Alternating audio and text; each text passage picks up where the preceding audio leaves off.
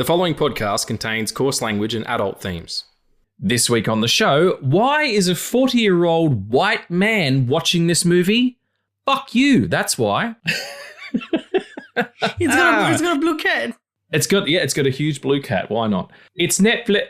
It's Warner. It's HBO. Oh, whatever. It's K-pop Demon Hunters. I'm Reegs. I'm Eddie. And this is the Film Addicts podcast. Fuck yeah, baby.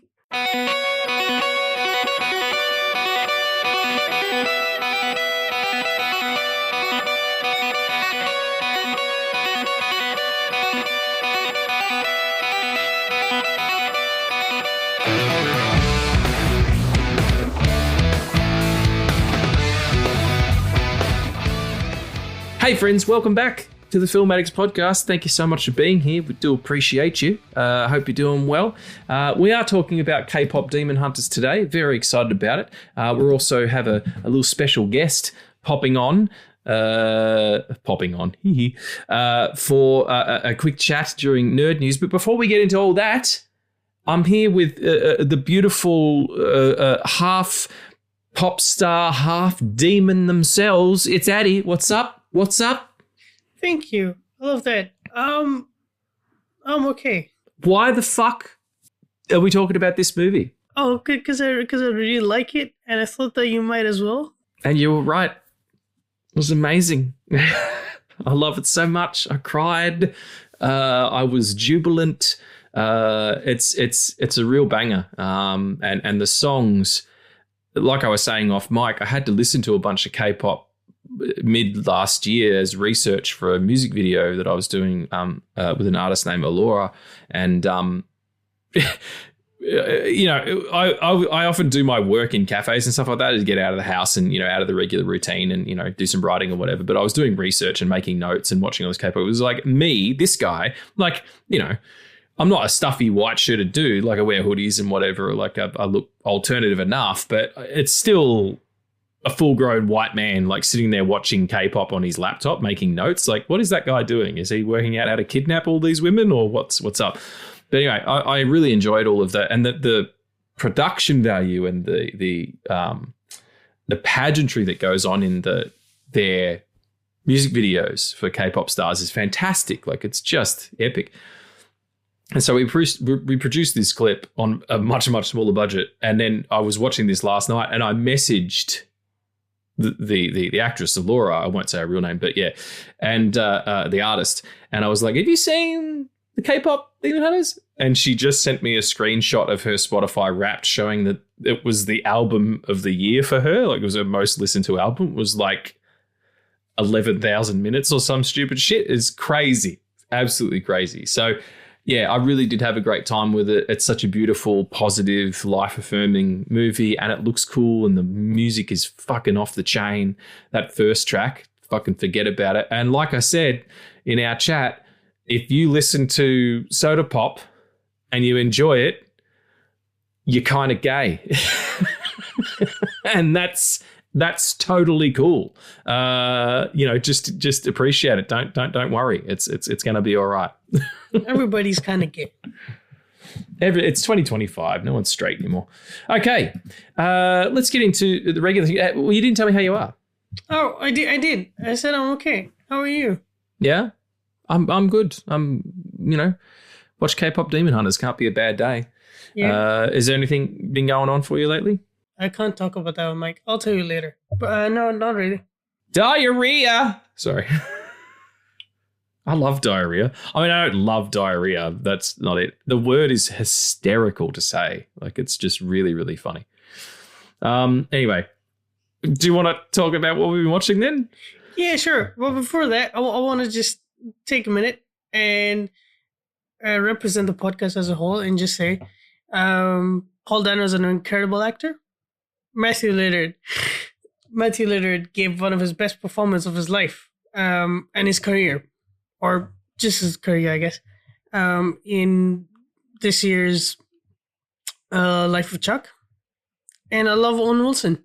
Yeah, man. They're all excellent. Paul Dano's fucking Prisoners is amazing. Fabelmans is amazing.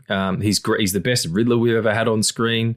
The dude is a craftsman, absolutely. Matthew Lillard's been banging it out since the 90s. He got a little typecast for a while there, but, you know, the dude has got chops. And Owen Wilson has a more prolific career than anybody who talks shit about him. And me and Addie both hate feet. So I'm sure you all understand what that's about. Fuck all that shit. What Are we watching?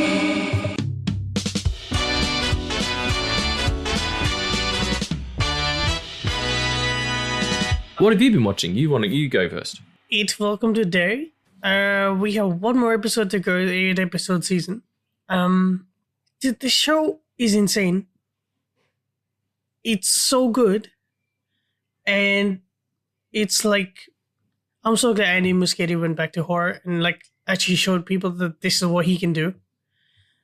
Like, I put him in like one of the best horror directors we have.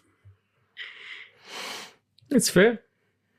Like the things that he's been able to do with just this time period, I am so excited to see what he does with like his like 1903 is probably going to be the Native American story and like how they like came across all this. Because that's a huge part of this show. And chapter 2, that's the one thing that did not work in chapter 2. Because they didn't really explain it, but they do explain it here. The actors are incredible. The kids are amazing, and their performances are heartbreaking. And Bill Skarsgård is like, he is chewing every single brain that he comes across. He is so good in this role that I fear that we might not get. I won't fucking be here, but like, we might not get like a scary clown figure, if it's not Bill Skarsgård, because he's like embodied that character. Like, there was an interview clip where like he's talking about stepping back into the role because like initially they weren't going to do that. Like, he wasn't going to be a part of the show. And really? They would have missed a trick. Yeah. Absolutely. And then when he did come back, he came back as an executive producer as well, and he was like, he said that he did not think that he would be able to do it. And then once they like started rolling, it came out and there was so much more that he felt that he could do with it. And they've been exploring that. And like, you don't really see Pennywise until like episode 4 or 5. Like, wow, that's brave. Yeah. You see like hauntings and shit, and you see like different forms that it would take. But you don't see Pennywise the clown. And like the story with Pennywise the clown, or what it actually is, and like the history of it, they've explored that in such an incredible way. And to tie it with Dick Halloran is just pure magic. And just, yeah, I've been enjoying it so much. It also kind of has to do with the abysmal writing that is in Stranger Things. That I could not. Like, though. You're not liking the new season? No. Like, you said that like I should know that you don't like it. Like, I don't know. The last time I watched Stranger Things, they were all children. And now they're all 40. Like, I'm sorry. It's like Millie Bobby Brown is 48 years old now. Like, it's ridiculous. Millie Bobby Brown is a mother, and that's not a joke. She's adopted a child though, right? Yep. She hasn't had a child. Yeah. That's like total respect, but I'm just, she hasn't had a kid. But still makes her a mother though. I wasn't saying that that's not the case. It was just clarifying that she didn't birth anybody. Let's get past it, Riggs. Yep. All I see her online, I just stopped following her because I'm like, you're just selling stuff and workout gear and yeah. It's like, I don't, it's like, tell me about your acting process or, show me clips of your stuff. Like, I support you. I think you're a good actress, but I don't really care about Lorna Jane or whatever it is that you're selling. Anyway, so Welcome to Dairy, better writing than Stranger Things. Yep. And Stranger Things is just, you're not driving with it. Yeah. It's just. Do you reckon they'll be able to buy it back? Because I know that there's more dropping, isn't there? Yeah. what they're doing is, instead of like actually doing what TV used to do, which is weekly episodes, they're doing batch releases. So like episode 1 through 4 was in November, and then on Christmas Eve or Christmas Day, actually 25th, it's episode 5, 6, 7, and then on New Year's Eve there's episode 8. Episode 8 is 2 hours and 30 minutes long. There is no reason why an episode of television should be that fucking long. It's just not written well. Like each episode is over an hour and 10 minutes long, and they don't have to be. The shit that's in that episode can be wrapped up in 40 minutes. And I, like, irrespective of like the actors that have said horrible things, just I find it really hard to like something that I really used to like. I am only watching this because of Joe Keery and Maya Hawke, and so that I can just finish this shit. Because they're fucking 40. And then there's a fucking time jump of 7 years coming. I don't know what the fuck that is. Okay, well, maybe I won't catch up on the 14 seasons I've missed then. Is there anything else you've been watching that you want to talk about? Yes, real quick. I've been watching The Mighty Nine. And The Mighty Nine. Yeah, 9 as in the German word for no. Not N-E-I-A. Yeah. N-E-I-N, yeah. Yeah, it's been 40-minute episodes. My only gripe with this season is that we'll only get 8 episodes. With Vox Machina it was 12 episodes, but those were only 20 minutes. I love this show so much. I genuinely love these characters so much, and to see them realized this way is incredible.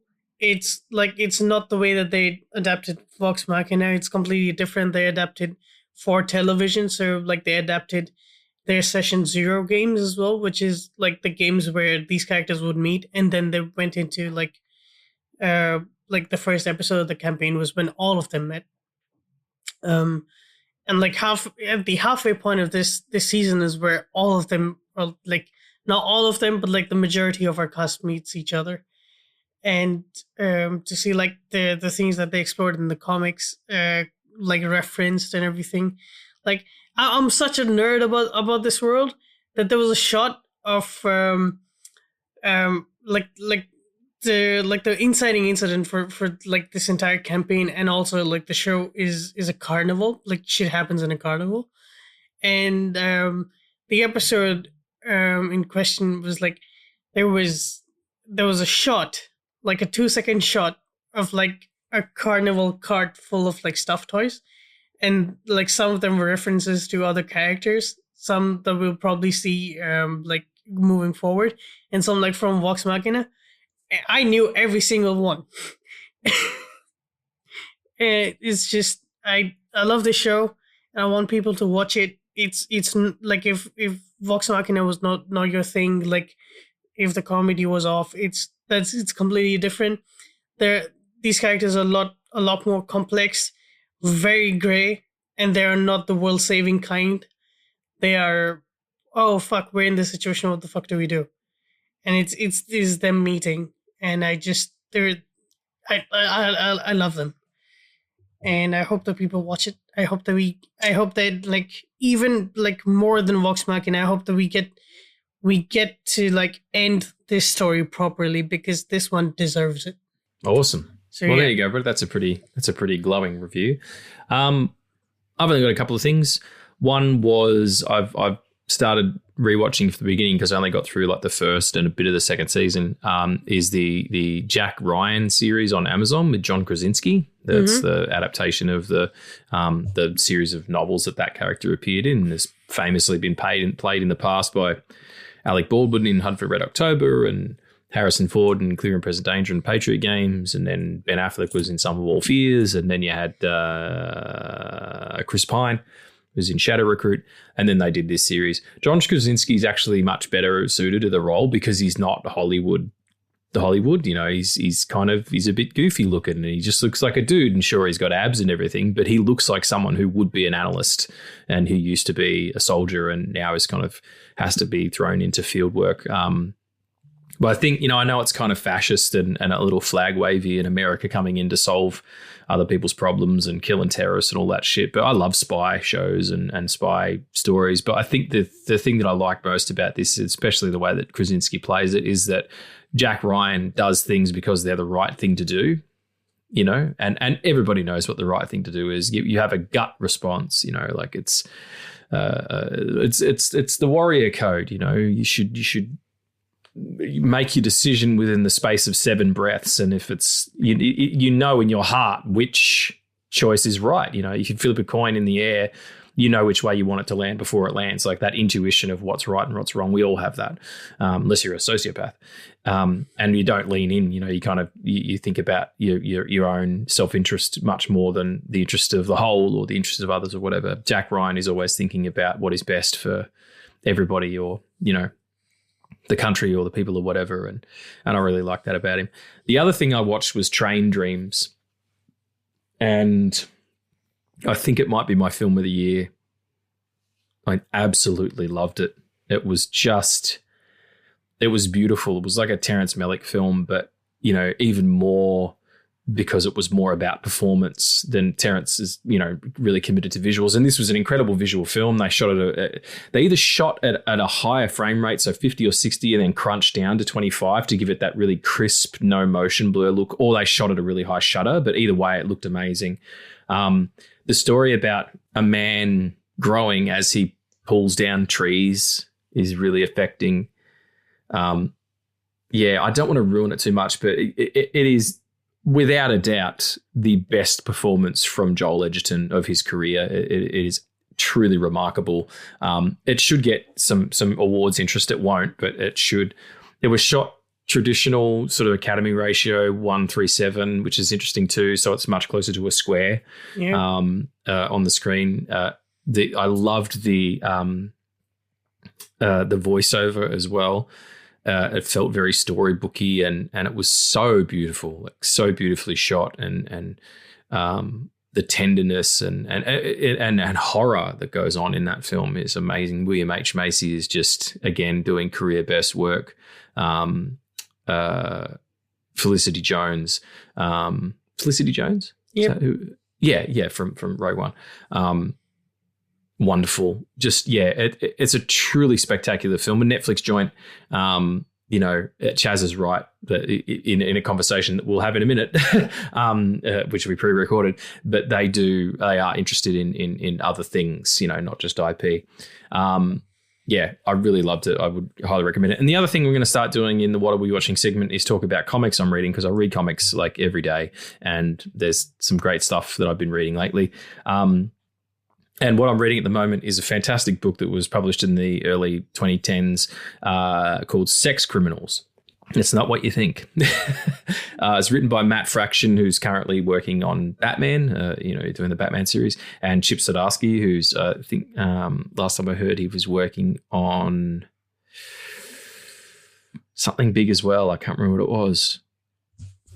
Oh man, he did a famous run on Batman as well, and he's written a lot of people. Oh, what's he working on? He did something on Daredevil. Anyway, great artist and writer as well in his own right. He's now more of a writer than he is an artist, but he was the artist on Sex Criminals, and it's a story about two people who, when they orgasm, they stop time, and so they use it to rob banks.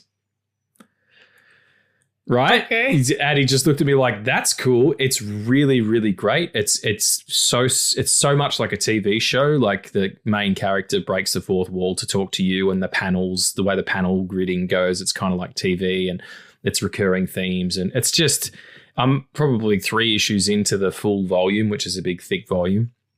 So great. I really love it. So if you get a chance to pick up a collected edition of Sex Criminals, you won't be disappointed. It's a comedy. It's one of the funniest books I've ever read. I've really loved it. That's awesome. Can't find what Chip's doing. I guess he's working on a Captain America run. Captain America. That's it. Yeah, thank you. That's he's been teasing it for years, actually. So, wonderful. Well, we're going to jump into nerd news, and we've got a little surprise for you, everybody. We've got a little guest.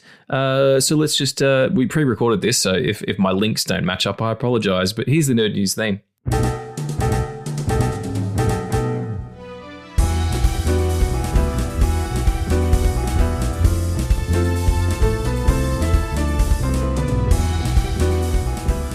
So here we are for the nerd news, and we're going to do something very specific today, kids. And that is talk about the fuck that is Netflix and a purchase of Warner Brothers. Now, I've had a lot of people talking about this, and you've probably heard a lot yourself. But one man who I believe has some serious insight. We were having a chat and I was like, look, do you want a platform to talk about this? And he said, yes, please. So I'd love to introduce to the pod for the first time, writer, director, actor, producer, stuntman, bon vivant, part-time chandelier cleaner, all-round good guy, and number one fan, clearly, of the Film Addicts podcast. Ladies and gentlemen, please put your hands together for my main man, Chaz. Hey guys, thanks for having me. I really appreciate it. It's such a fucking pleasure to have you on the show finally, my friend, and what a great opportunity to have some industry insight into what's going on. You've been working in the film industry for how long at this point? So about 12 years on and off, and I have exposure in both Los Angeles, the Hollywood scene, as well as the Atlanta, the new Hollywood scene, a little bit of Vancouver, and quite a bit with international as well. So about 12 years working both on the television side, heavily on the independent side, but also worked for a few big box pictures. Yeah, you were saying when we were chatting that you've worked for some of the people, or some of the people, some of these companies that are involved in all this shit that's happening, and sort of the marginalizing of cinemas and of the industry as a whole. It's certainly a lot more about business than it is about show these days. You've worked as predominantly in stunts. Is that correct?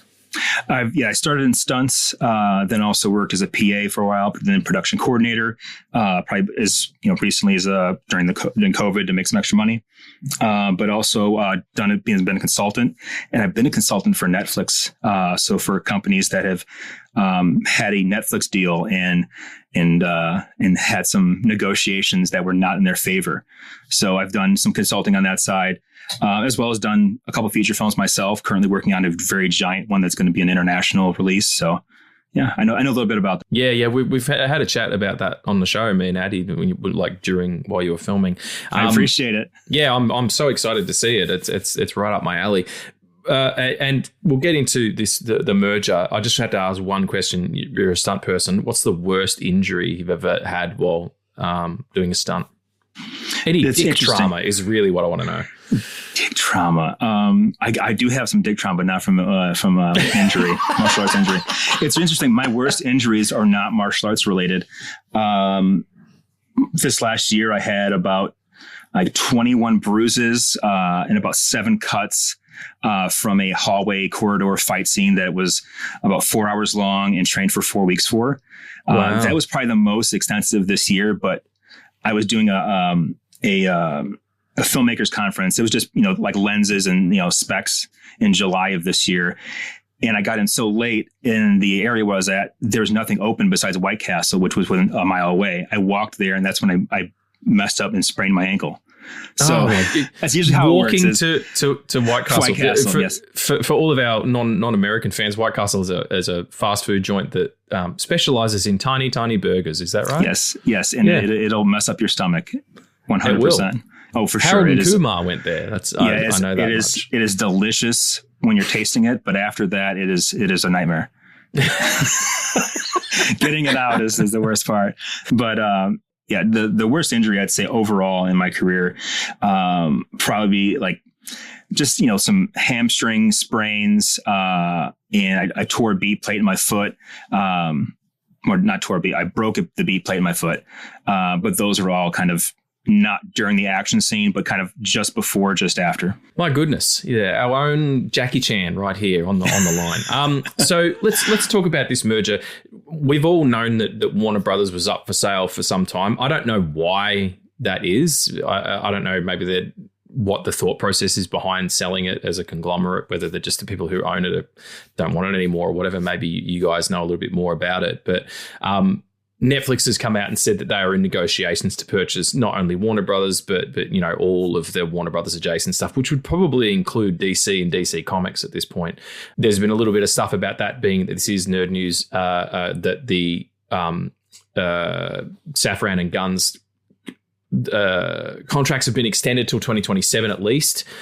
So that looks like the plan there is still going ahead. But there's already been a lot of talk about this really limiting Warner Brothers releases in cinemas and how that's going to affect the industry.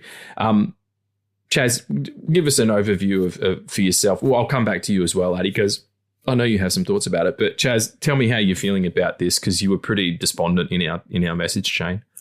Yes. I mean, this honestly, not to sugarcoat it, this is the September 11th for the film industry.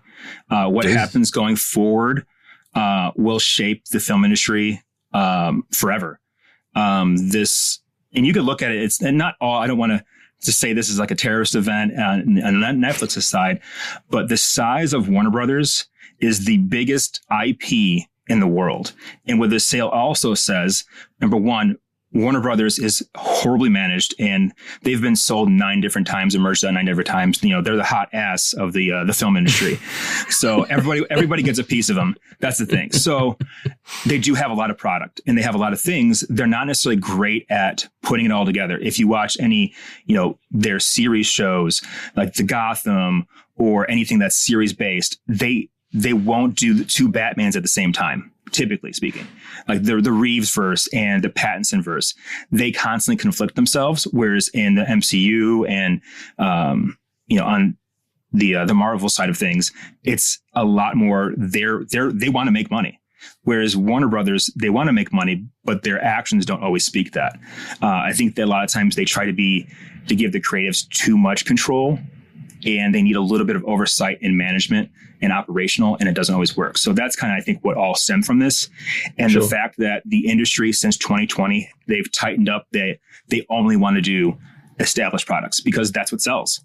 It's easy money. It's stories that are already out there. And if it's a failure, say the next Batman movie is a failure, guess what? They recast it, they do another one, and they have a greater chance of success. So those are possibilities too. So that's why Warner Brothers is such a big deal, because it shows that, number one, regardless if you support streaming or theaters, IP is the name of the game. Do you think that like I was saying in the text that, well, maybe not, because I guess the dude's come out and said this isn't the case, but my hope was that Netflix has had some success in theatrical. Funnily enough, with the film that we're talking about today, K-Pop Demon Hunters, they opened it in theaters and it opened at number 1.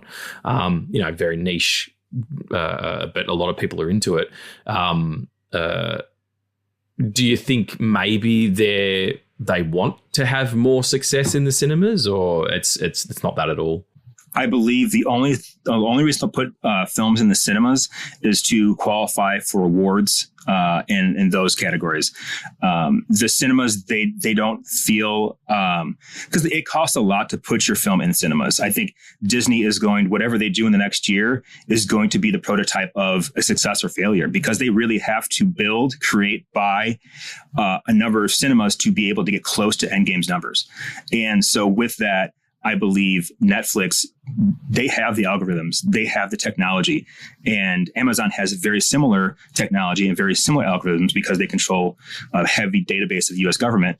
But the way that their technology works is so advanced that they know where the industry is going way ahead of where it is right now. And they're trying to get there by using their own way of doing it. And maybe it might not be as ethical. They're very upfront about not having royalties. They pay you more in advance because of that. Right. And as a professional, working in the industry over there, how do you feel that it's going to affect you and your collaborators and your peers in the industry? Like, if there is this, because that's a pretty big net to cast. It's like there used to be dozens of studios, and that it's just getting smaller and smaller and more tight. Do you worry about your job? I think in the long run, potentially, it really depends on if you really want to go the route of the theatrical release. I believe if this Netflix thing goes through, which there's a good chance it might not now because of the Paramount situation. So there's What's the Paramount situation? Oh, you haven't heard yet? No. I've been asleep. Paramount is doing a hostile takeover of Warner Brothers. Oh shit! Oh damn! This is the drama that I knew was going to happen. They're not going to say officially if Nolan, the Tom Cruises, the Camerons were involved in this because legally they can't.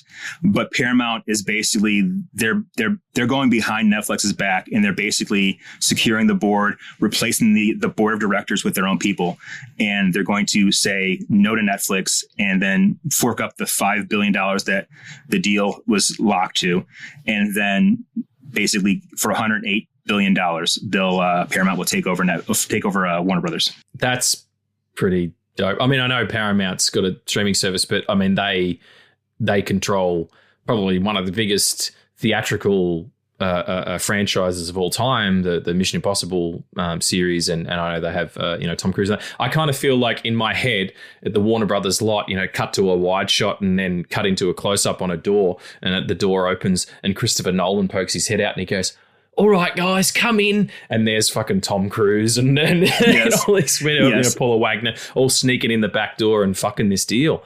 That's really interesting. Okay. Yeah, and Spielberg was definitely heavily involved. He's usually not at the forefront. You don't see his face in anything, but he is behind the scenes a heavy hitter in the industry. You can't really go anywhere without hearing his name dropped in a lot of these negotiations. I'm very, very certain that a lot of the Directors Guild, which is typically spineless. They kind of go whatever the studios want because the studios have the money and they want to keep working. Yeah. It's usually the Writers Guild that are the one they're the final front of, society, as you will, from all these bad things from happening. And they see, writing on the walls with the directors, and some of the directors are very, very, conservative minded.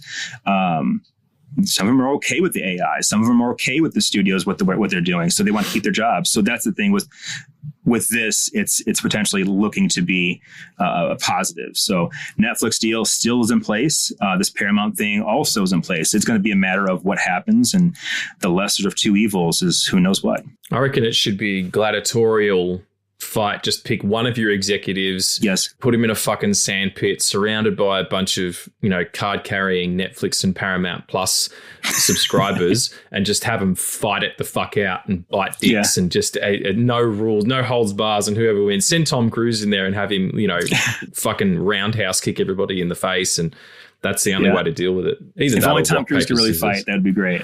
Yeah. All right, just stick you in there, and we'll cut to a close up of Tom. I'm not fighting for Paramount though. That's or Netflix. That's a hard fight. Yeah, right. Okay, well that's before I get to Addy, that's the question I'm going to ask you then. Fuck, marry, kill: Netflix, Paramount Plus, Warner Brothers. Hey, do you want to go first on this one? Oh man, we're in a bad spot, but it's got to be Warner Brothers, man.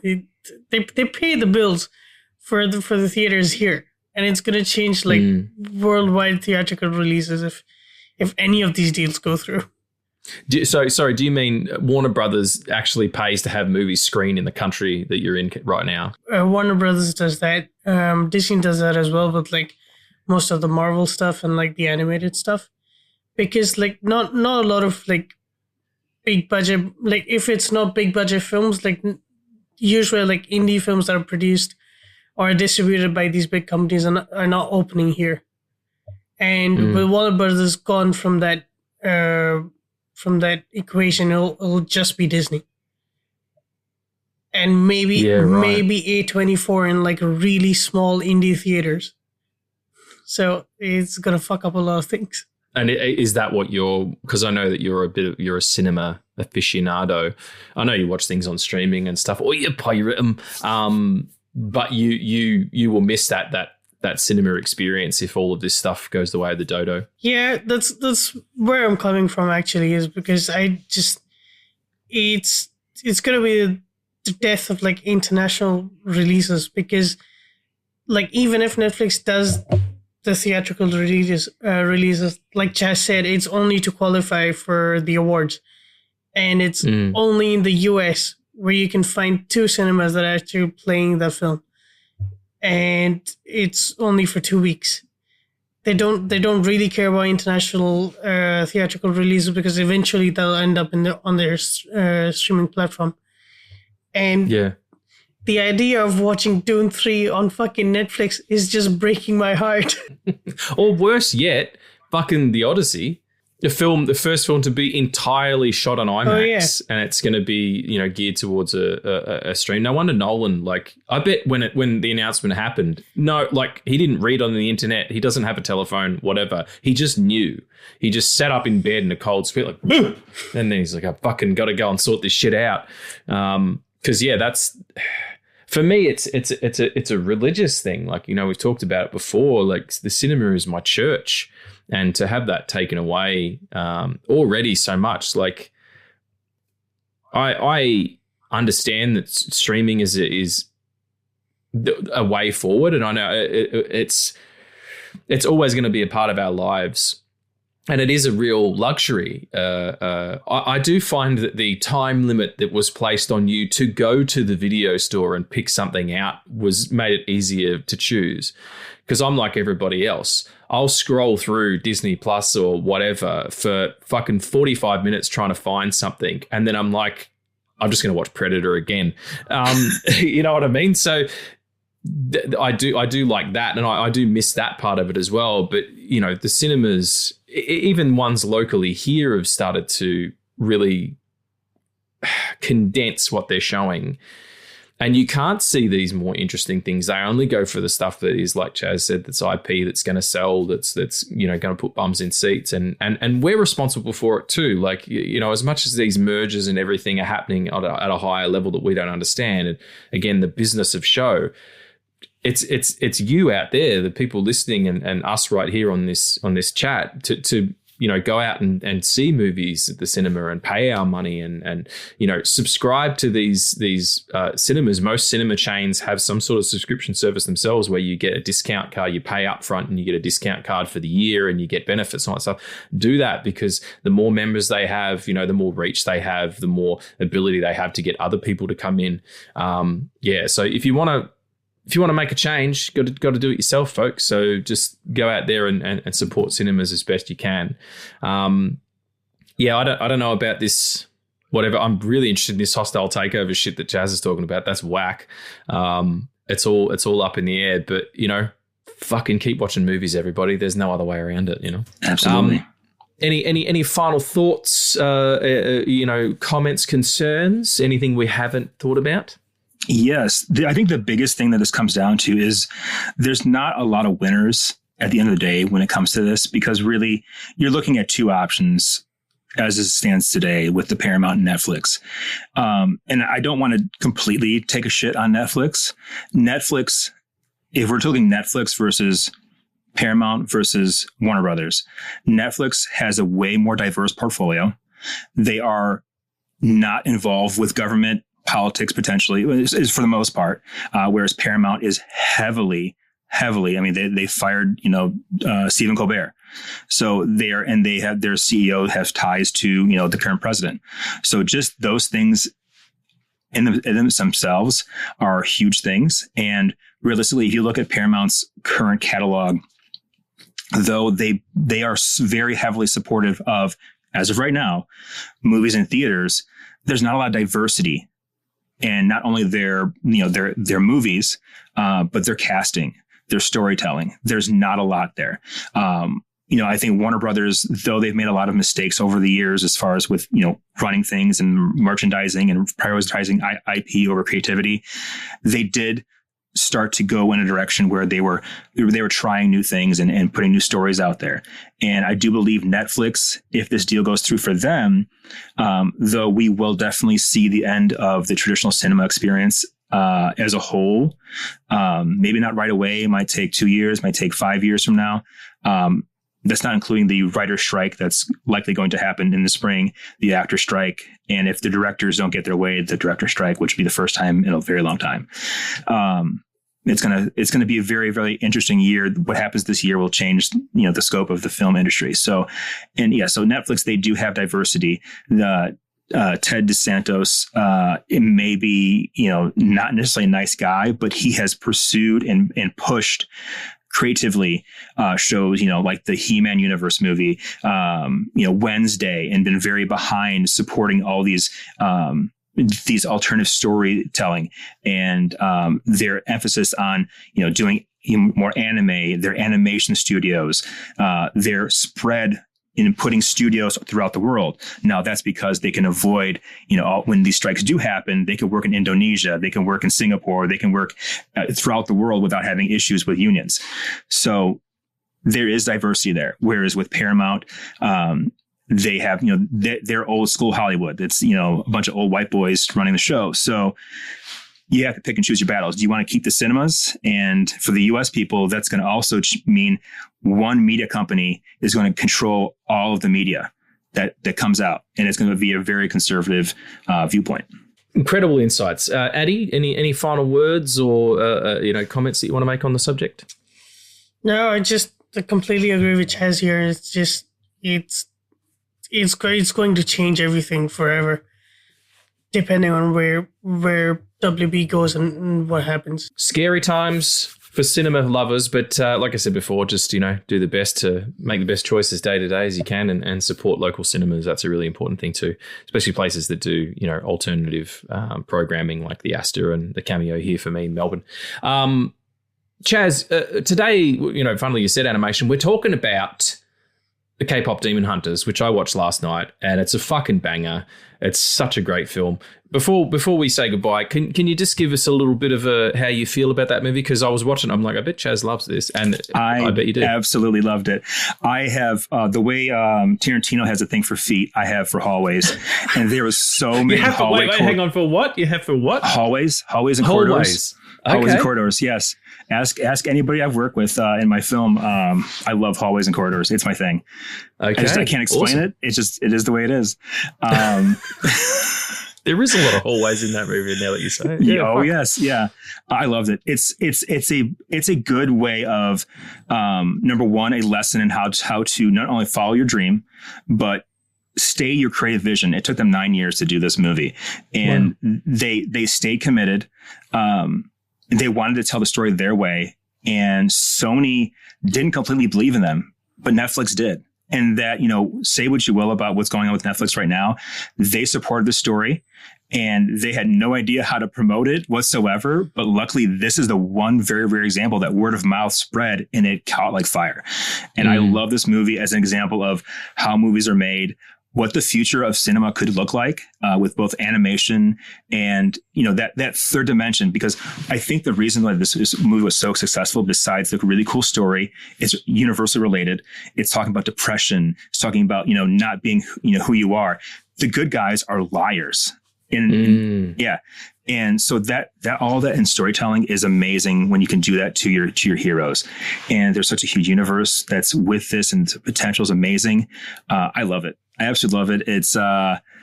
It's one of my top 5 films for sure, and I enjoy it. And the music's, they're all bangers, every single one of them. Fucking are. It's like I like K-pop enough. I've had to do some research to do a job on. I was just saying to Addie before. It's a great way in a case study for anybody who wants to do filmmaking, how you break that third wall and how you take your film, your IP, whatever you want to do, whether it be a small film. They have these performers and the actors out there doing parades and singing on stage.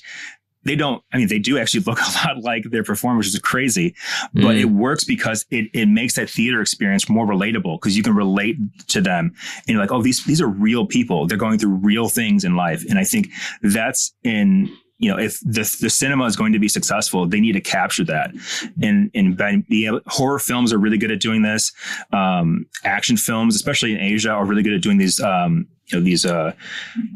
roadshow tours. Kevin Smith's really good about doing those. Is taking that experience from the screen and relating it to people that are in the real world. And I think that's the future of cinema. There you go, everybody. You heard it from the horse's mouth himself, Chaz. When's the picture coming out? The one that you're working on at the moment? Are you in editing at the moment? You've wrapped, haven't you? Yes, we officially. Well, you never know. Yeah, there's always pickups and shit. Yeah. We wrapped And we were done with editing, compositions, I would say maybe halfway through, doing coloring, special effects. The goal is we're looking for Lunar Near, potentially do some type of premiere release. But we're also very heavily focused on making sure we hit a bunch of festivals, because this is a film that has a universal worldly appeal. It's a martial arts film that it's like Star Wars. If Star Wars was directed by Kurosawa. Very diverse story, very diverse cast. And it's something I feel like everybody can relate to, whether you're, in the United States, if you're in Hong Kong, if you're in Thailand, if you're in Singapore, if you're in Japan. I think we did a really, really, really, really detailed, genuine representation of a lot of different cultures in this storytelling. And it also has a very almost tale as old as time feel to it too. Awesome. I can't fucking wait. What's it called? What's the picture called? Just so Blade of the Waning Kingdom. Blade of the Waning Kingdom. Keep your eyes open, everybody. We'll make sure that you know when it's coming out. I'm going to organise a premiere in Melbourne. Yes. It's fucking on, everybody. It's going to be amazing. And I must say, Star Wars directed by Kurosawa, I got a little bit hard. Just the shaft. The tips fell asleep, but just the shaft got really tight for a second there. I'm like, that's one of the best Cold steel, alternate baby. realities I've ever heard. Yeah, absolutely. Thank you so much for coming on, Chaz. Really appreciate you. And in a broader sense, like, we do the show for you, man. You are such a huge supporter of us. You have been since day one. You're always engaged. You're always, bigging us up and being involved. But just, your support over these last few years, it means the world. And literally every time we sit down, I don't know who's listening, but I know you are, and that's enough. Thank you. We love you. We appreciate you. Thank you again for coming on and giving us your insight. And we'll have you back perhaps early in the new year when things quieten down for you, and we'll do a proper full episode on something of your choice, perhaps. Outstanding. Thank you both so much. Love you guys. I appreciate the opportunity and love the show. Good luck. Can't wait to hear the questions. Cheers, Chaz. Thank you so much, man. Cheers. Thank you for coming. All right. Bye. Thanks again so much to Chaz for coming on the show. What an absolute beautiful human being. I love that guy so much. He's so important, not just to the pod, but to my life. I talk to that guy almost every day about something or other, and he's such a huge supporter of us and all of the us adjacent stuff as well. Like, he follows Pod Assemble, No Country till the end of the line. Like, he's been on till the end of the line. We'll definitely have him back to talk about maybe some kung fu shit next year, the Kung Fu Sing.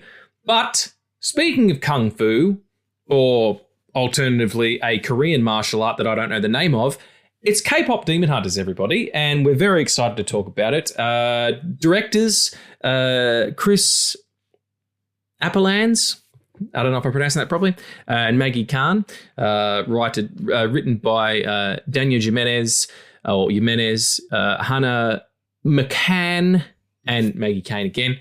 From 2025, just a fantastic picture. Animated movie about 3 K-pop stars who are in a long lineage of demon hunters who use their music to beat back the demons into the dark realm and to protect this sort of unseen force field that covers the world, which I forget the name of because a lot of the words in this film are Korean words that I don't remember, or that I can't pronounce properly and wouldn't want to butcher. Addie, this was your pick. Tell me things. I watched this movie a month after it came out, and I watched the trailer of it, and it seemed cool. Did not know it was a musical. If I did know that, it would have been number 1 on my list. But it just took the world by storm, man.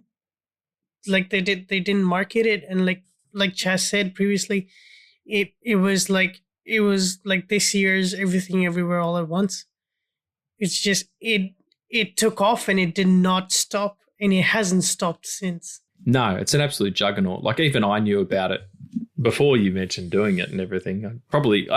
And you know what? Stupidly, I probably wouldn't have watched it because the joke I made in the intro is true. I'm not really the target audience for this, but fuck, it's awesome.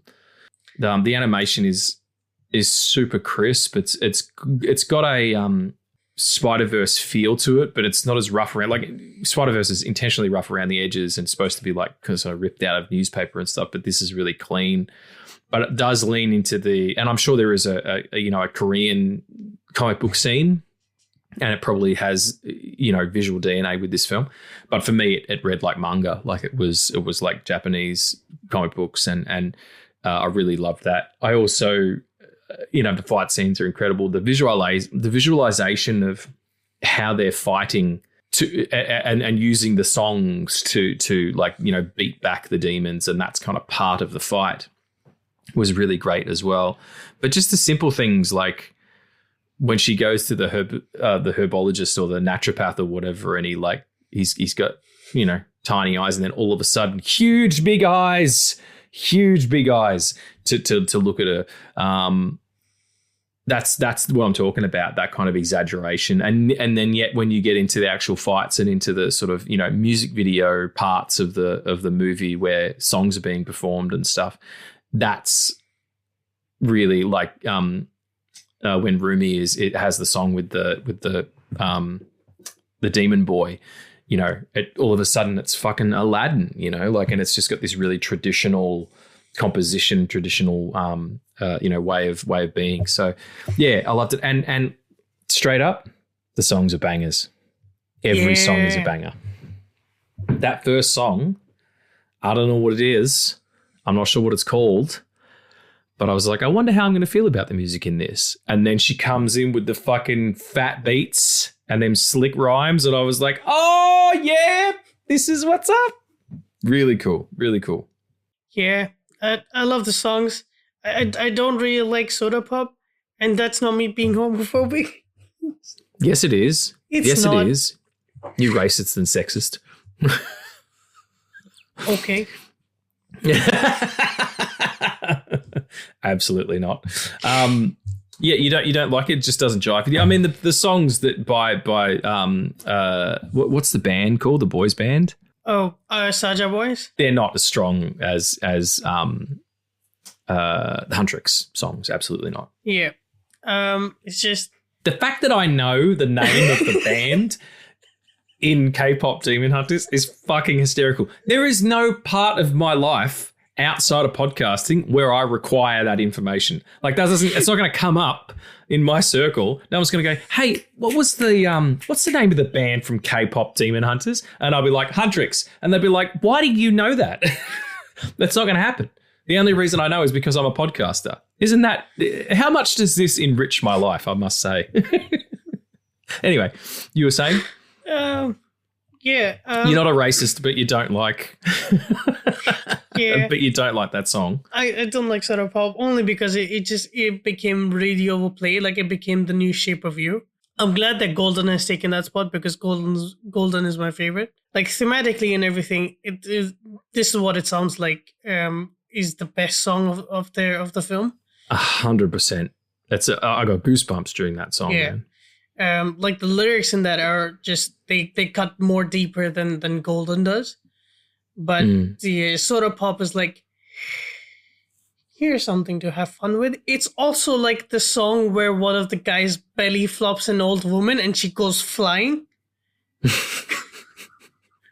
Oh, here's a question for you. Speaking of bellies, why the fuck does seeing that guy's abs make popcorn happen? Like, what's the reference? Is it because corn on the cob looks like abs? It's just... What am I not getting? Well, it goes like... Because they see the abs, and then it's abs on the eyes. Because you're infatuated with them. And then the more you see them, the more like the abs like go up in like intensity of hotness. Right? Mm-hmm. And then eventually they pop out. So when they pop out, it's like popcorn. Yeah, I know, but it starts as corn, and then she gets more attracted to the abs, and the corn starts popping. And then the other, what's the pink-haired sort of like Phoebe-ish kind of girl? Mira. Yeah, she kind of slides in and starts eating the popcorn, which is really funny. I just wasn't sure if there was some connection between corn on the cob and abs. I don't think so, but I can't be sure. All right. Well, we'll anybody got that information? Hit me up privately because it's still in my head in.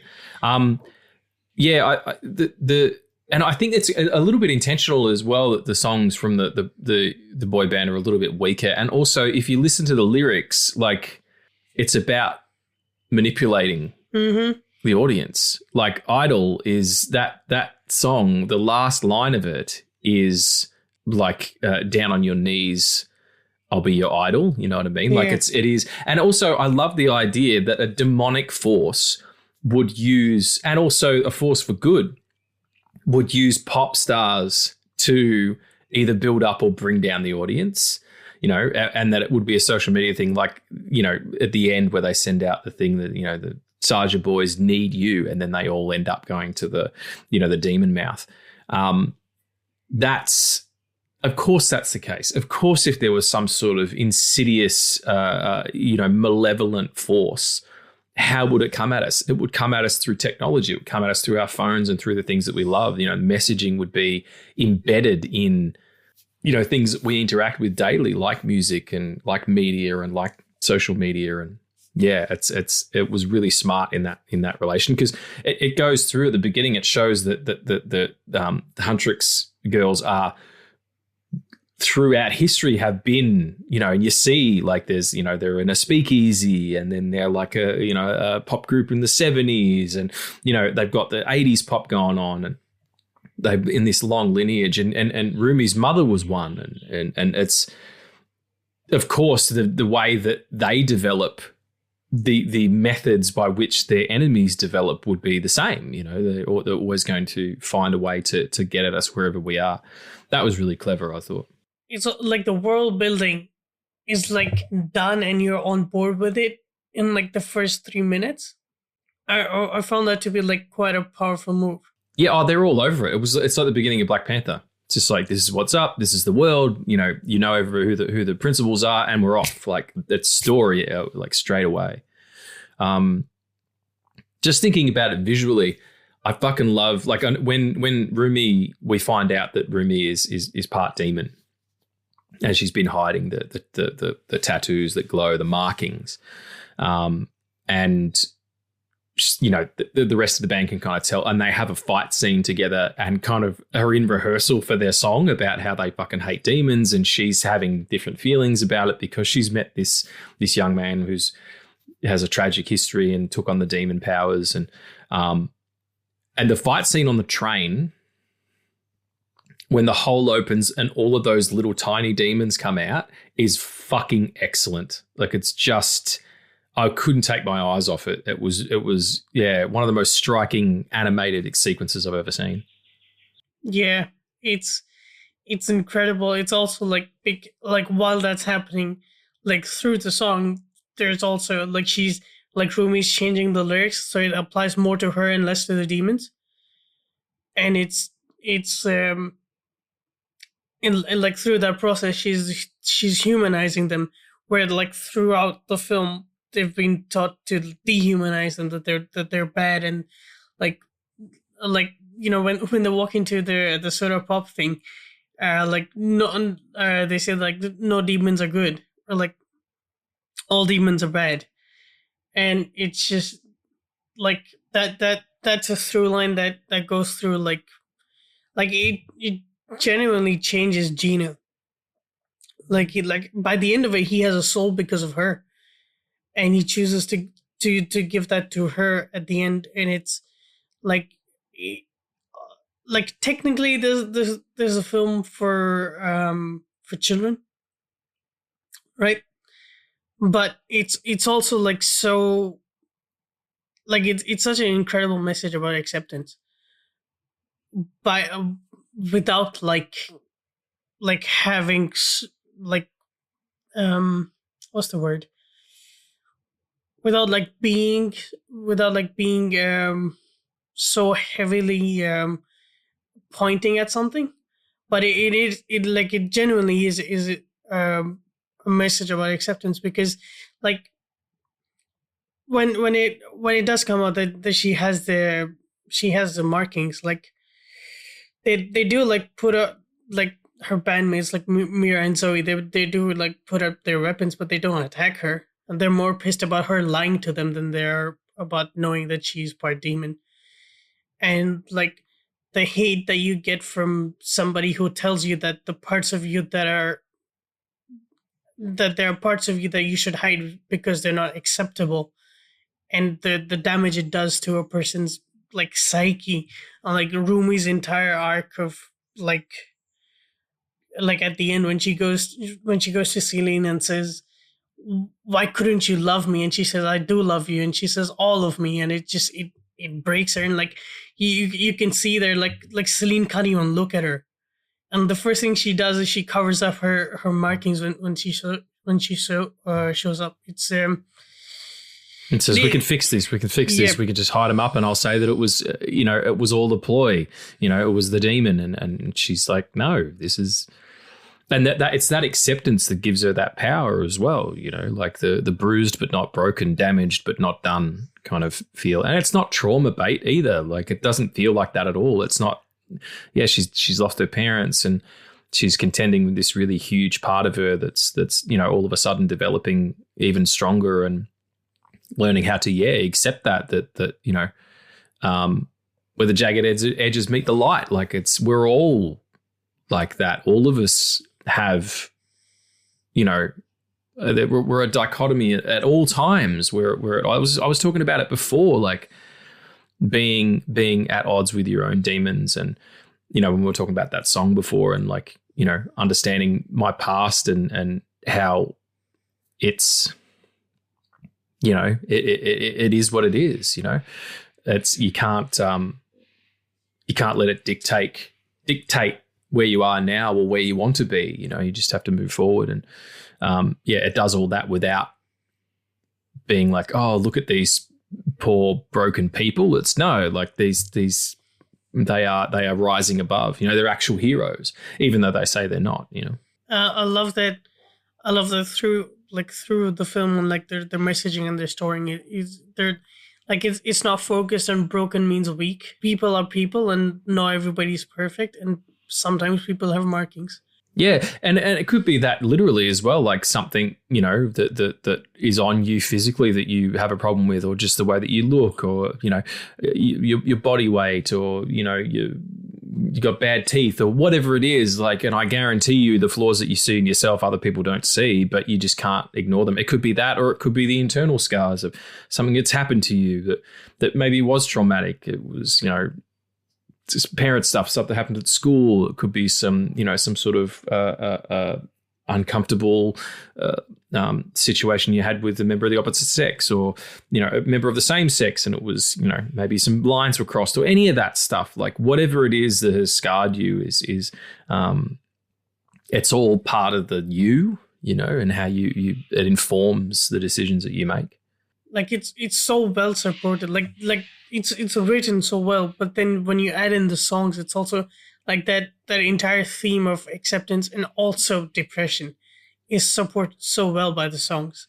I was just going to say it's such a wonderful delivery system for the message, because you can say all of those things that the songs are saying in dialogue and still have it be cool, all these fights and K-pop demon hunting and comedy and all of that, and still get all the messaging across. But if you put it to a beat, or you put it to a verse, or some notes, music has a bigger effect on people than I think they understand. I was talking to my friend Cece, and she's like, I can't listen to music most days because I'm so overwhelmed by the emotion that it brings up. Whatever the song happens to be. Even if it's classical or jazz or whatever, there's still a few notes in a row that make sense, that have a meaning tonally, will shift. So there's a very, very big difference between the song that they're rehearsing, that as is to the one that they perform, and that is to the one that they actually do at the end. You know what I mean? So this is what it sounds like compared to Golden, compared to the song about being demon hunters. And all of that is in notes. And when those notes happen in the right order, like it cannot be denied, and you cannot take that on. And I had the subtitles on because I wanted to see the what the lyrics were. Yeah. And they're really, really good. Like, they're so well written songs. That's why I liked it so much. It wasn't just about them being catchy. They're really well written. Like the only like catchy song is How It's Done, which is how the film starts when they're in the plane. And like that has nothing to do with demons or anything. It's the tune that gets you into like this world. This is what's happening, yeah. Technically it's not even that. It's like the tune that does get you in this world is during like the prologue, when you see like the original demon hunters singing and like creating the Honmoon, which is like the protective like shield from like the real world and the demon world. Like that's a like that score has no like, the dialogue in it is pure Korean, but the notes are like, those notes are both in golden and also in this is what it sounds like. And it's like it's not a different set of singing voices. It's the voices of Huntrix that are like the singing voices of Huntrix that are doing that as well. It's also like they're originally written, like it wasn't like a collaboration with like anybody. Like there were collaborations with like musicians and like the singers, but EJ, who is the singing voice of Rumi, is credited for all their Huntrix songs because she wrote them. The story, I'm gonna get into this for a little bit, but like the story with EJ is she was supposed to be, or like she wanted to be a Korean idol, like because you go into like the idol circuit and then like you get selected and it's like pageantry. So like they put you into groups or like you become a solo artist or whatever.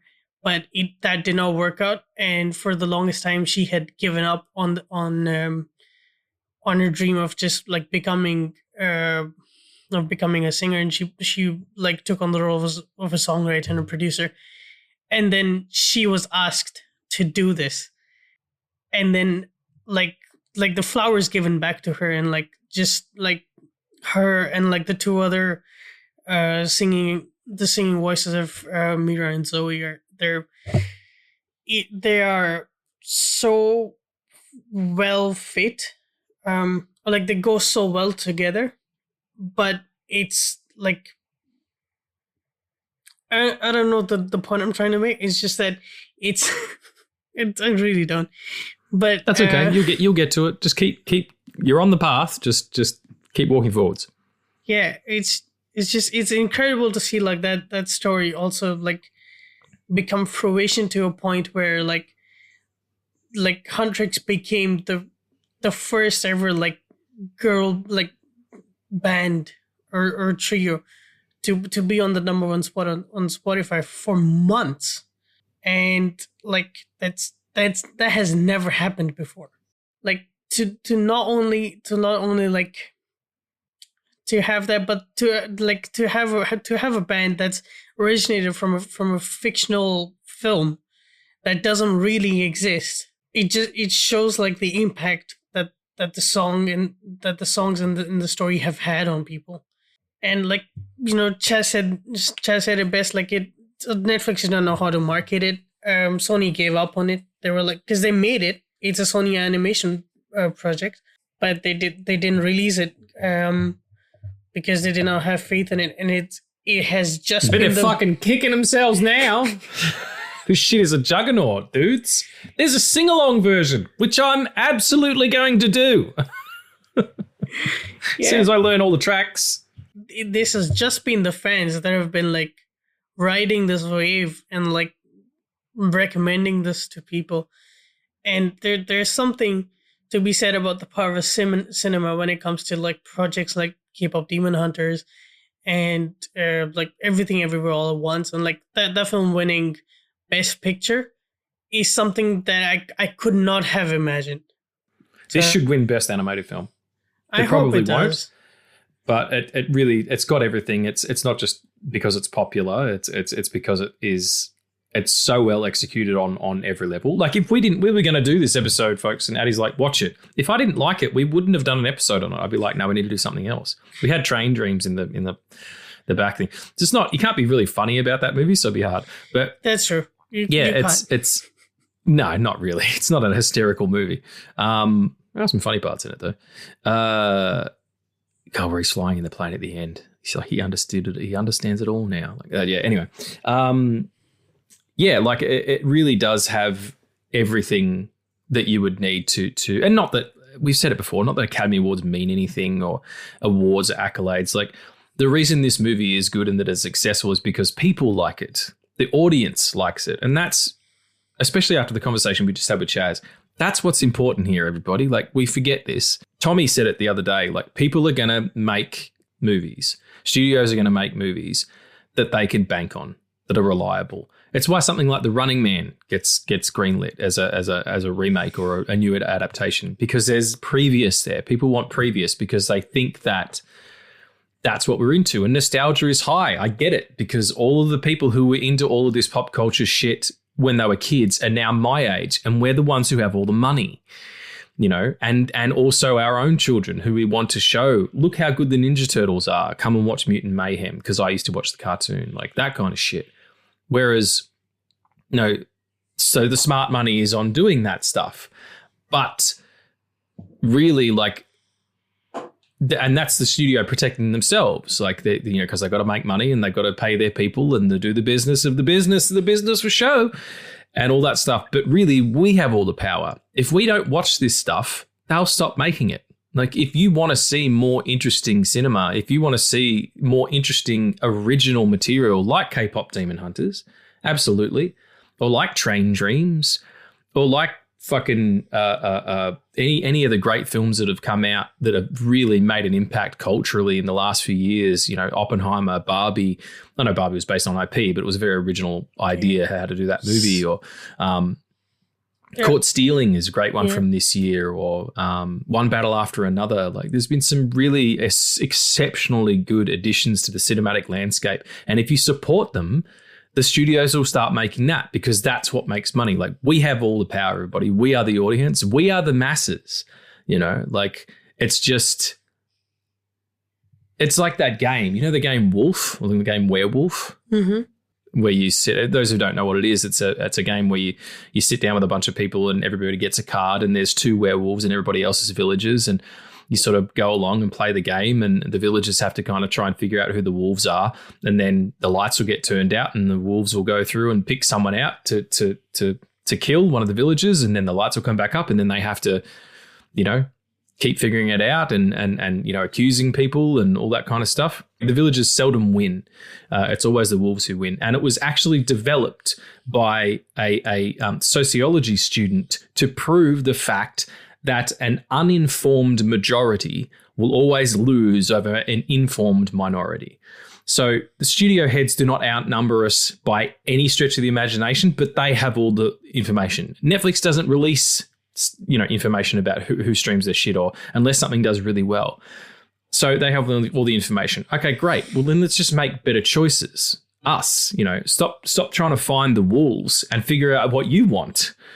Stop trying to crack the code of these top level thinkers that are all corporate people. They're not artists. They're not people who give a shit about what you eat. They're just going to serve you, what you constantly crave, which is crap, most of the time, or the same crap at least. Eat the same shit every day, you fucking chumps. But if we start ordering off the menu, they're going to have to pay attention. So anyway, power to the people. Power to the cinema junkies all out there who, make a difference. And I think that's another thing that K-pop Demon Hunters is kind of saying as well, is that, we are the choice makers. We are the revolution will be televised. We are the ones who have all the power, and it doesn't matter what you think is wrong with you. There's nothing wrong with you. You're absolutely perfect in every way. You're here for a reason. You are a one-time only in existence soul on this planet Earth, and everything about you is wonderful. Make no mistake about it. You are an absolute treasure. Every single person who's listening to this right now is important. And the universe will literally stop dead if it's not for you. I promise. We are all the center of the universe, and we're all in it together. So just be kind to yourself and remember how great that you can be. the Honmoon that they create, which is the shield from the demon world to our world, is because of the fans. Like when their souls are connected to each other, like that's how it happens. That's exactly what I'm saying. The we are the unity. We are the tribe. The one thing that we all have in common when we're at one of these things together, whether it's a cinema or a concert or listening to music, it's not just because we're all facing the same direction. Like we're all there for that. It's a beautiful thing. That's art brings people together. It's why it's so important. It's how we communicate with each other. It's how we talk about our feelings when we're not comfortable talking about our feelings. Yeah, that's exactly what's going on in this film. She can't tell them that she's part demon, so she has to put it into a song. She can't tell this guy that she's into him, even though he's a demon, and that she makes him feel that he makes her feel safe and heard and seen. She can't say it to him, so she puts it in a song. Like we all do that. It's a beautiful film, and it really does kind of reinforce those human values, those everyday human values that we kind of forget about because we're too busy, listening to what other people are saying. Yeah. Which is ironic for a podcaster to say. Don't listen to other people. Thanks for listening to the show. Like, you know what I mean? That's just dumb. Anyway, we're running a bit long here, and I got to go to work. Should we talk about some of our favorite parts, or did you have a couple more points or anything you want to say? We can talk about all our favorite parts. If your first proper fight scene in your film is in a deconstructing plane midair, and then the pop stars jump out of it while in song, fight midair, and then land in the amphitheater where they're performing, you got me. I was like, I love that stuff. Big ideas. And I was just, that sold me. I was straight in. For me, it's the scene where they're all eating, because they go through like three different animation styles, because it goes from fluid to stop motion to a completely different animation style when Zoe's eating them. Yeah. It's incredible. It's really great. It's so clever. And I like that they're all like, it's bim bap and it's chips and they're like this thing and those. And why do they always interrupt our snacks and blah, blah, blah. But also that they're like, they've got a carb load for the performance. She's like, yeah, I burned like 10,000 calories just in the opening choreo. Like, I love that, And I know that's true because Emily talks about the dancers all the time. Like they spend, 8, 10, 12, 16 hours a day dancing sometimes if they've got rehearsal and practice and a show. And they're all like fucking, professional athletes. They eat whatever the fuck they want because they burn it off immediately. Boxers are the same, Give them a bucket of chicken wings and they'll be done in 2 rounds. So yeah, I like the reality of that.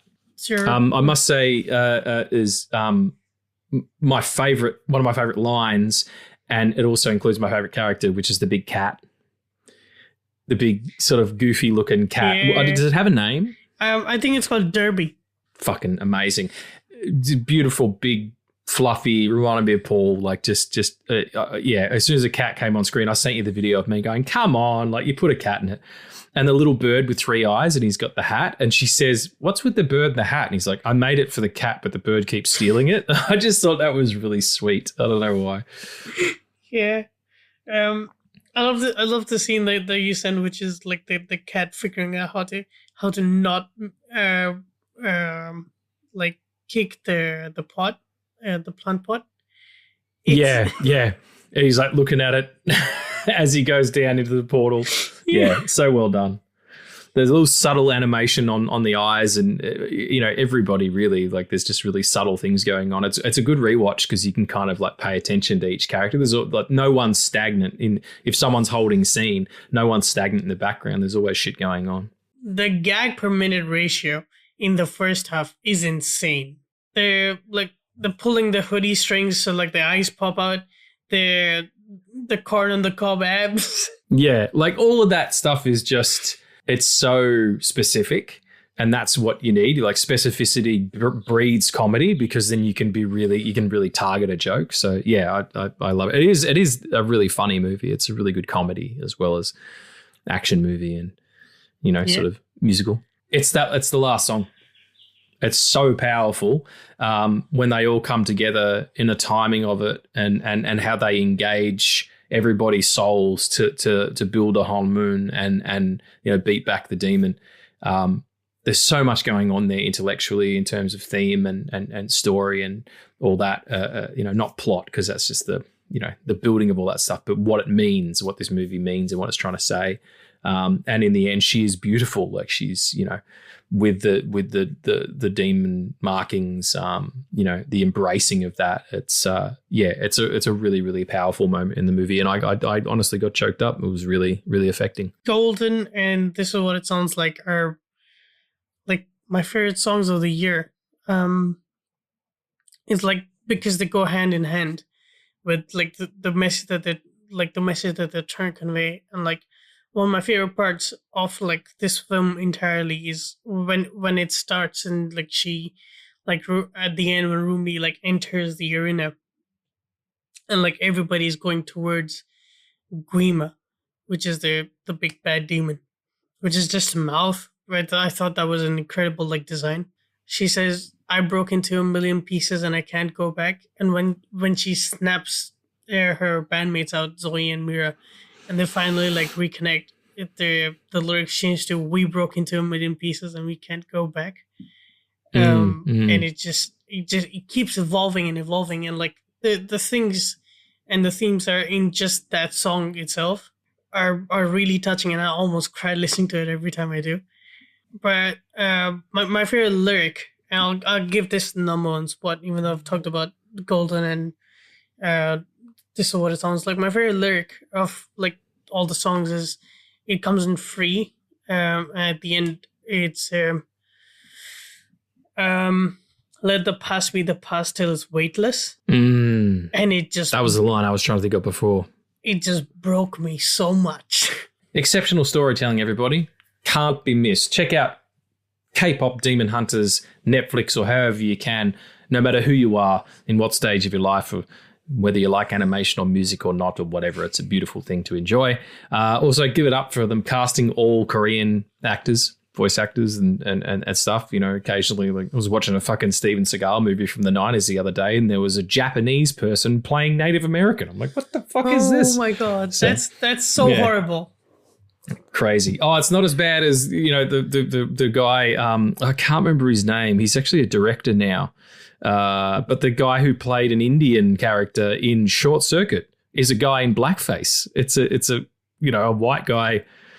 He's the bad guy in the movie Hackers. I can't remember his name, but he was seriously in blackface, I won't do it, but doing the stereotypical Indian accent, you know what I mean? Like, absolutely whack. So yeah, give it up for actually doing that.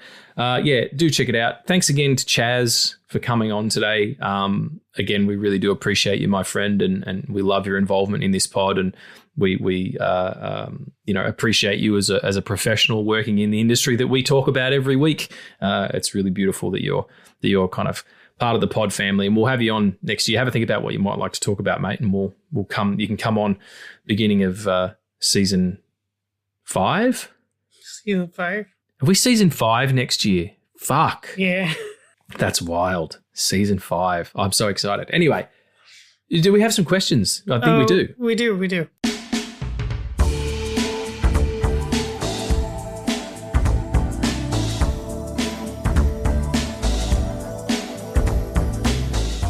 What would your evil villain be using music you like to destroy the world versus who would fight back?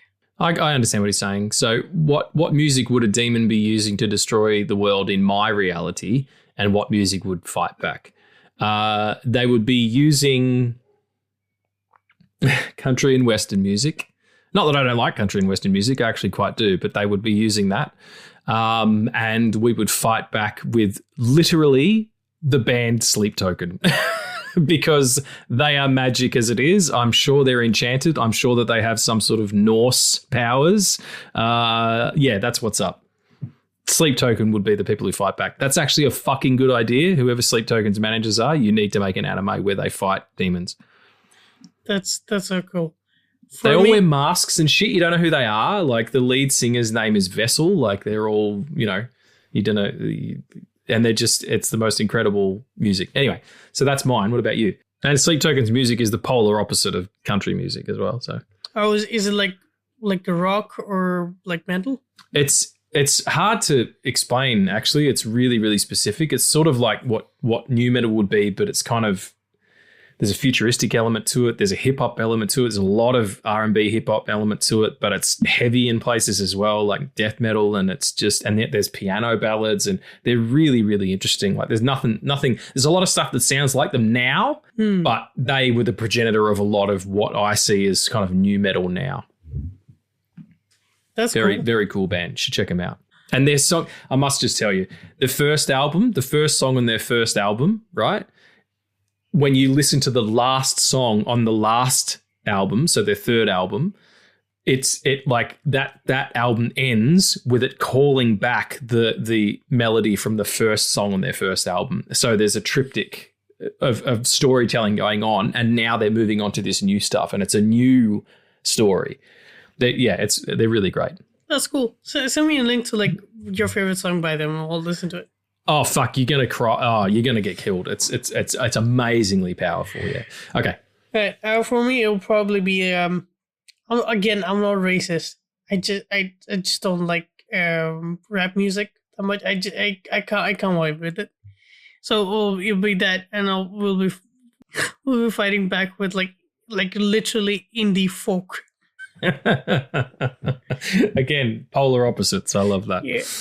I love hip hop music, but maybe I understand why people don't some like of like the Beatles join in, but I don't fucking know. That's still like pop. It's not indie folk. Some of the Beatles. There's only one of them alive, isn't there? Two of them are Ringo's still alive too. Yeah. All right, I'm just checking. I don't know. I don't follow the Beatles. Cool, awesome. All right, what's the next question? All right. Next is Juan asks, are you guys fans of K-pop in general? Not really. Like as I said before, I've had some previous with it through research for work, but yeah, I'm not against it. I don't listen to it though. Like I don't have none of it. It doesn't pop up on my Spotify. Yeah, maybe it will now. And not really, but this was a good as an introduction.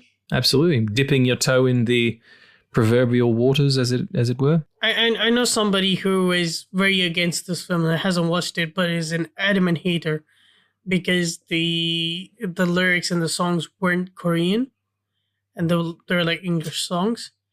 And sure, but like the thing is, there is some Korean language stuff in there, but not a lot. Yeah, and the thing is that would make sense, and I would be on board with that if the person was actually Korean, but they're not. Oh, yeah. So taking on a cause that isn't their own. I love those people. There's a difference between being an ally and you know, what is it? Virtue signaling. Mm-hmm. Allies don't talk about it. Allies just get along with the business of helping, and virtue signalers do that. Don't support something vocally because, you know, they want people to look at me, I'm different.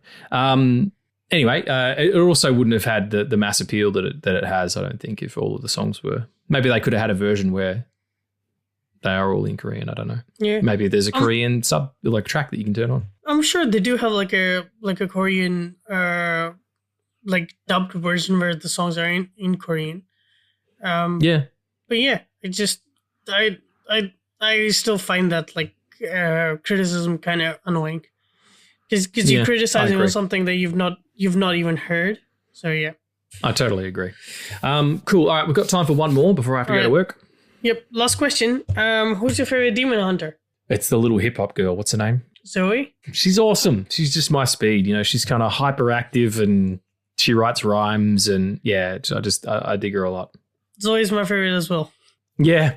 She's you know, little. She's so well animated. She's just like they all are. Like they all have a very distinctive look, but the facial animation and their body language and the way they emote physically is all very different. Like it's not like they've got a stock way for them to behave. It's all character targeted, which is incredibly impressive because it must take an enormous amount of work. And they always do that in hand drawn animation because not one person does each character. Like you might have 5 people working on one group of characters and they all do individual ones, you know. even like, you know, animals or whatever. And the distinction, the animators, you know, flavor kind of seeps in, and I really love that. So, like, on to that point, I just want to say really quickly, I love that that they're not over sexualized, like they would have been if it was like any other film. Like if this would have been live action. I didn't feel that at all. Yeah. Like that was a deliberate choice, and I'm so glad that was a choice that they made.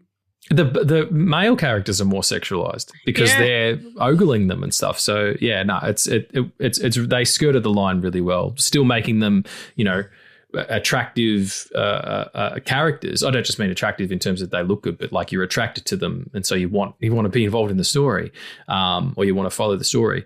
But yeah, without having that tinge, especially because they're supposed to be teenagers and all that stuff. So excellently done. Whoever it is out there, all you folks on the K-pop team, thank you so much again for listening, folks. We really do appreciate you. We hope you're well going into this Christmas season. We'll see you again one time before Christmas. We might be coming back to do a little bit of a commentary. I'll talk to Addie about that. But in the meantime, be good to yourself, be good to others, and remember, fuck hate. Love things.